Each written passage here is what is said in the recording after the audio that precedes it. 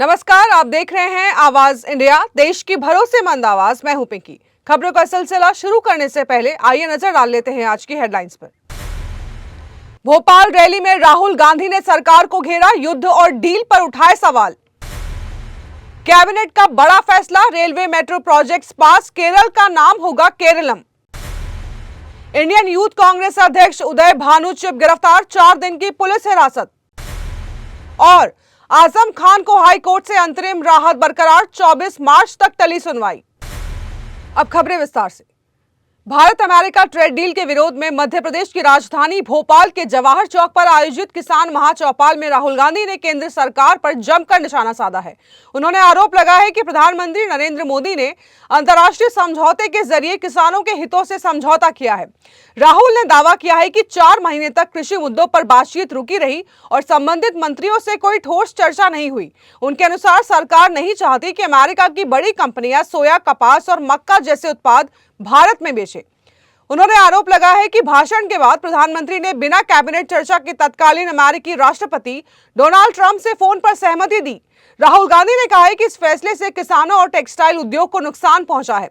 वहीं राहुल गांधी ने पूर्व सेना प्रमुख मनोज मुकुंद नरवणे की संस्मरण पुस्तक का उल्लेख करते हुए युद्ध के फैसले पर टिप्पणी की। उन्होंने कहा है कि किसी भी देश में युद्ध में जाने का निर्णय सेना प्रमुख नहीं बल्कि राजनीतिक नेतृत्व लेता है। उनके अनुसार सेना का कार्य सरकार का निर्णय को लागू करना होता है। राहुल ने कहा है कि युद्ध जैसे गंभीर विषय पर अंतिम जिम्मेदारी निर्वाचित सरकार की होती है।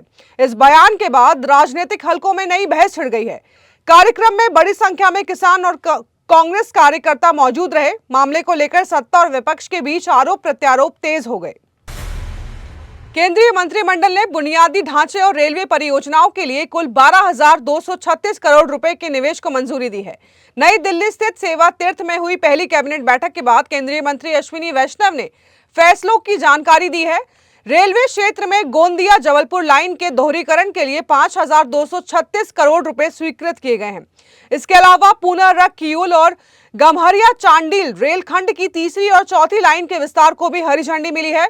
श्रीनगर में 1,667 करोड़ रुपए की लागत से नए इंटीग्रेटेड एयरपोर्ट टर्मिनल के निर्माण को मंजूरी दी गई है। अहमदाबाद मेट्रो के विस्तार के लिए भी 1,067 करोड़ रुपए स्वीकृत किए गए हैं। कैबिनेट ने नीतिगत फैसलों के तहत राज्य का नाम केरल से बदलकर केरलम करने के प्रस्ताव को मंजूरी दी है। ऊर्जा क्षेत्र में सुधार के लिए नए पावर सेक्टर रिफॉर्म्स को भी स्वीकृति प्रदान की गई है।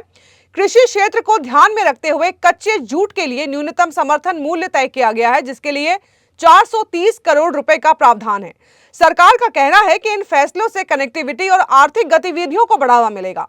बैठक सुबह 11 बजे शुरू हुई थी और इसमें कई अहम मुद्दों पर चर्चा हुई। दिल्ली पुलिस ने एआई इम्पैक्ट समिट के दौरान हुए विरोध प्रदर्शन के मामले में इंडियन यूथ कांग्रेस अध्यक्ष उदय भानु चिप को गिरफ्तार किया है। यह इस केस में 8वीं गिरफ्तारी है। पुलिस ने उन्हें पूछताछ के बाद पटियाला हाउस कोर्ट में पेश किया। इससे पहले 3 अन्य आरोपियों को ग्वालियर से गिरफ्तार किया गया था। विरोध प्रदर्शन के दिन भी 4 कार्यकर्ताओं को हिरासत में लिया गया था। इस मामले में तिलक मार्ग थाने में केस दर्ज किया गया है। पुलिस का कहना है कि जांच के आधार पर आगे की कार्रवाई की जा रही है। कोर्ट ने उदय भानु चिप को 4 दिन की पुलिस हिरासत में भेज दिया है, जबकि पुलिस ने 7 दिन की कस्टडी की मांग की है। दिल्ली पुलिस का आरोप है कि चिप ने प्रदर्शन की साजिश रची और लॉजिस्टिक सपोर्ट उपलब्ध कराया। बचाव पक्ष की ओर से पेश वरिष्ठ वकील संजय घोष ने कहा है कि उनके मुवक्किल फरार नहीं थे और दिल्ली में ही मौजूद थे।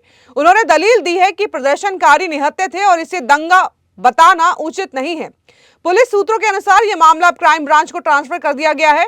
इंटर स्टेट क्राइम ब्रांच आगे की जांच करेगी।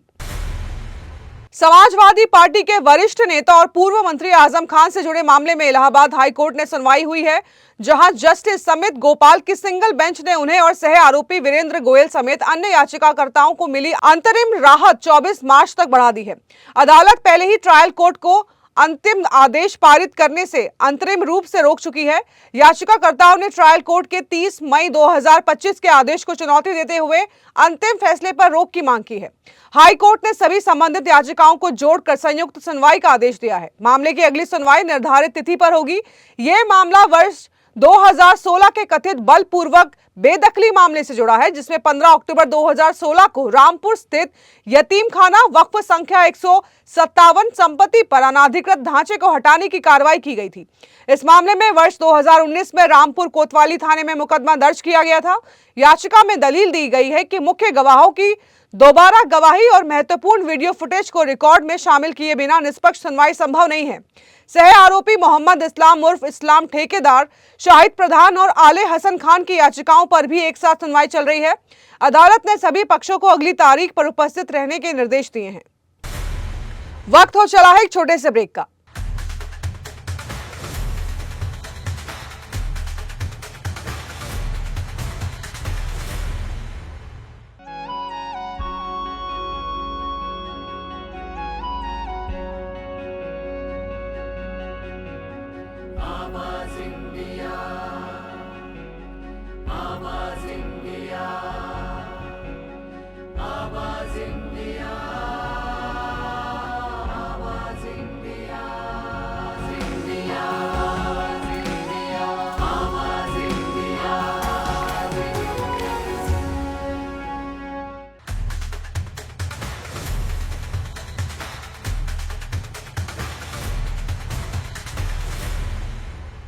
ब्रेक के बाद आप सभी का स्वागत है। बढ़ते हैं अगली खबर की ओर। फिल्म द केरल स्टोरी 2 की रिलीज से पहले विवाद गहराता जा रहा है। केरल हाई कोर्ट में इस पर रोक लगाने और सर्टिफिकेट रद्द करने की मांग वाली याचिकाओं पर सुनवाई हुई है। सुनवाई के दौरान न्यायमूर्ति बेचू कुरियन थॉमस ने केंद्रीय फिल्म निर्माण बोर्ड से कड़े सवाल किए हैं। कोर्ट ने कहा है कि जब किसी फिल्म में केरल जैसे धर्मनिरपेक्ष राज्य को सांप्रदायिक नजरिए से दिखाया जाता है तो सीबीएफसी की भूमिका बेहद अहम हो जाती है। न्यायालय ने यह भी टिप्पणी की है कि राज्य में सद्भाव का माहौल है, ऐसे में किसी घटना को पूरे प्रदेश से जोड़कर दिखाना गलत संकेत दे सकता है। कोर्ट ने आशंका जताई है कि इससे लोगों की भावनाएं भड़क सकती हैं। याचिकाकर्ताओं ने फिल्म पर गलत चित्रण और सांप्रदायिक तनाव फैलाने का आरोप लगाया है। मामले की अगली सुनवाई में सीबीएफसी से जवाब मांगा गया है। न्यायमूर्ति थॉमस ने मौखिक टिप्पणी करते हुए कहा है कि फिल्म के नाम में केरल का प्रयोग होने के कारण राज्य के लोगों की चिंताओं को नजरअंदाज नहीं किया जा सकता। उन्होंने स्पष्ट किया है कि आमतौर पर अदालतें फिल्मों में हस्तक्षेप नहीं करती क्योंकि यह रचनात्मक अभिव्यक्ति का मामला होता है। हालांकि जब निर्माता स्वयं इसे सच्ची घटनाओं से प्रेरित बताते हैं तो इसका प्रभाव और महत्व बढ़ जाता है। कोर्ट ने पूछा है कि क्या सीबीएफसी ने संभावित प्रभाव और शर्तों का ठीक से मूल्यांकन किया है।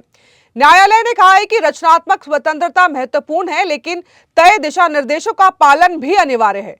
फिल्म को लेकर राज्य में बहस तेज हो गई है। अब सबकी नजर सीबीएफसी के जवाब और अदालत के अगले रुख पर है। केरल में आयोजित फिल्म फेयर साउथ अवार्ड्स के दौरान मीडिया से बातचीत में अनुराग कश्यप ने फिल्म द केरल स्टोरी 2 पर खुलकर प्रतिक्रिया दी है। उन्होंने फिल्म को प्रोपेगेंडा करार देते हुए इसके ट्रेलर को बकवास बताया। बीफ से जुड़े एक सीन पर तंज कसते हुए उन्होंने कहा है कि बीफ पराठा बेस्ट है। जब उनसे पूछा गया कि क्या बीफ खाना आज के समय में समस्या है तो उन्होंने साफ कहा है कि इसमें कोई दिक्कत नहीं है। बातचीत के दौरान उन्होंने फिल्म के कंटेंट और उसके प्रस्तुतिकरण पर सवाल उठाए। उनका कहना था कि इस तरह के सीन जानबूझकर विवाद पैदा करने के लिए डाले जाते हैं। उनके बयान के बाद सोशल मीडिया पर बहस तेज हो गई है। इससे पहले भी अनुराग कश्यप इस फिल्म को लेकर अपनी नाराजगी जाहिर कर चुके हैं। उन्होंने कहा है कि द केरल स्टोरी 2 पूरी तरह बकवास प्रोपेगेंडा है और ऐसे दृश्य वास्तविकता से परे हैं। उनका आरोप है कि फिल्म मेकर सिर्फ पैसा कमाने और लोगों को बांटने की कोशिश कर रहे हैं। उन्होंने यह भी कहा है कि इस तरह के कंटेंट से समाज में विभाजन पैदा होता है। कार्यक्रम में उनके बयान ने एक बार फिर फिल्म को लेकर विवाद को हवा दे दी है। फिल्म पर पहले से ही राजनीतिक और सामाजिक प्रतिक्रियाएं सामने आ रही है। अब अनुराग के ताजा बयान ने चर्चा को और तेज कर दिया है।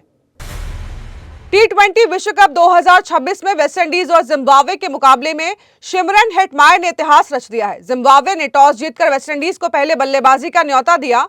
ब्रैंडन किंग के जल्दी आउट होने के बाद हेटमायर ने आक्रामक अंदाज में पारी संभाली। उन्होंने महज 19 गेंदों में अर्धशतक पूरा कर नया रिकॉर्ड बना दिया। इसके साथ ही वो T20 विश्व कप में वेस्टइंडीज के लिए सबसे तेज 50 लगाने वाले बल्लेबाज बन गए हैं।